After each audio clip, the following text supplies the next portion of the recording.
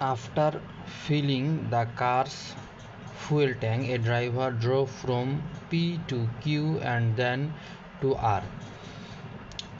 She used 2 by 5 of the fuel driving from P to Q.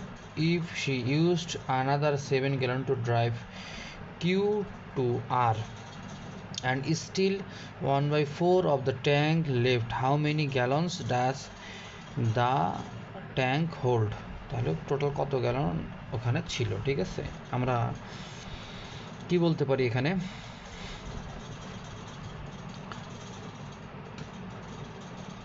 যে let total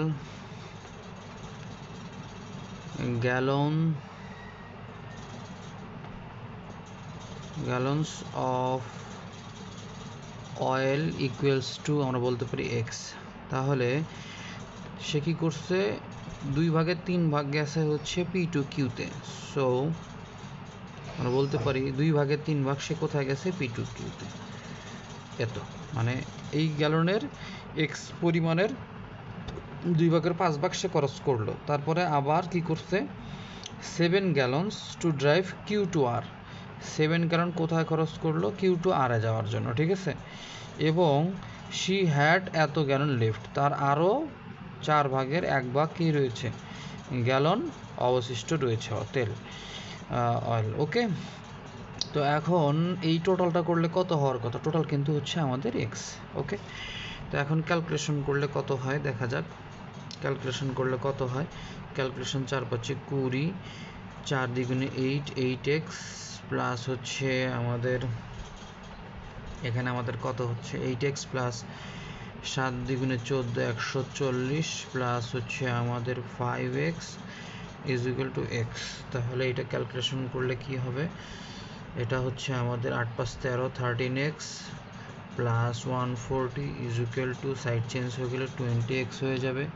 যদি 20x হয় এইখান থেকে আমি বলতে পারি যে 140x ইজ ইকুয়াল টু, আমরা বলতে পারি 20x minus 13x is equal to 7x, sorry হ্যাঁ হ্যাঁ এটা x হবে না, তাহলে 7x। অতএব x ইজ ইকুয়াল টু আমরা বলতে পারি যে 140 ভাগ 7 ইজ ইকুয়াল টু 20।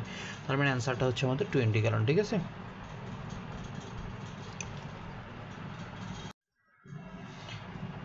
3 নম্বর আমাদেরকে বলছে দেয়ার আর 87 বলস ইন এ জার। একটা জারে 87টা বল আছে। Each ball is painted with at least one of 2 colours.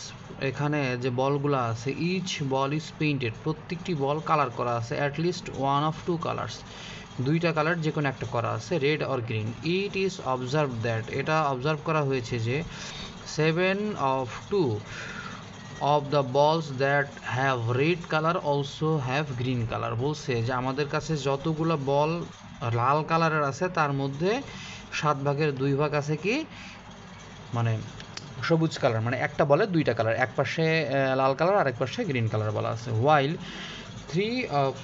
7 of 3 of the balls that have green color also have red color। এখানে বলছে যে যে বলগুলোর মধ্যে গ্রিন কালার আছে তাদের 7 ভাগের 3 ভাগে আবার কি করা আছে, রেড কালারও করা আছে। What fraction of the ball in the jar has both red and green colour.